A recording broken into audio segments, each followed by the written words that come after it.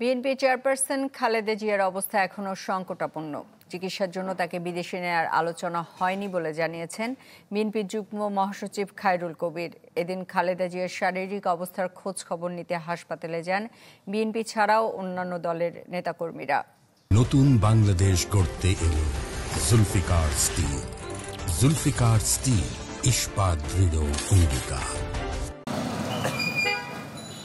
ফুসফুস ও হৃদযন্ত্রের সংক্রমণ নিয়ে রাজধানীর এভারকেয়ার হাসপাতালের সিসিইউতে চিকিৎসাধীন বিএনপি চেয়ারপারসন বেগম খালেদা জিয়া।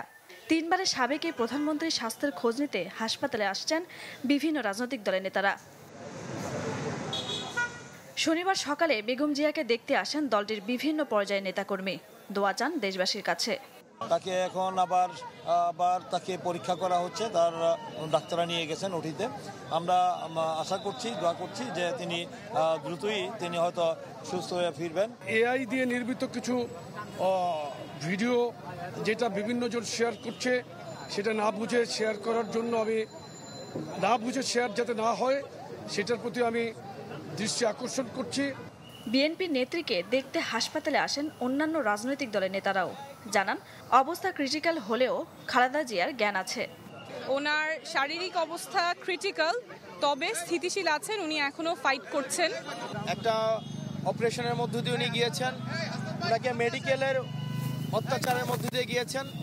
আমার মনে হয় আল্লাহ ওনাকে হাসিনার ফাঁসি দেখা পর্যন্ত ওনাকে যেন আল্লাহ বাঁচিয়ে রাখেন। আমাদের একমাত্র একটাই, সেটা হলো দোয়া ছাড়া আমাদের কাছে কোনো কিছু নেই। এখন দেশবাসীর কাছে, সবাই রাজনৈতিক ব্যক্তিবর্গের কাছে আমরা বলবো, সবাই দোয়া করবেন।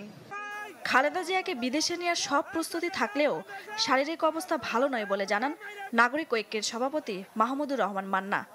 গত কয়েকবারের মতো যেরকম তিনি খুবই ক্রিটিক্যাল অবস্থা থেকেও আবার ফিরে এসছেন, উনি ক্রিটিক্যাল অবস্থা থেকে স্টেবল হয়েছেন।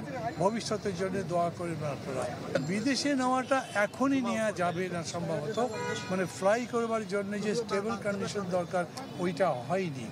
1 সপ্তাহ আগে শারীরিক অবস্থার অবনতি হলে বিএনপি চেয়ারপারসন বেগম খালেদা জিয়াকে এভারকেয়ার হাসপাতালে ভর্তি করা হয়। Tangier Afsana, channel 24, Dhaka.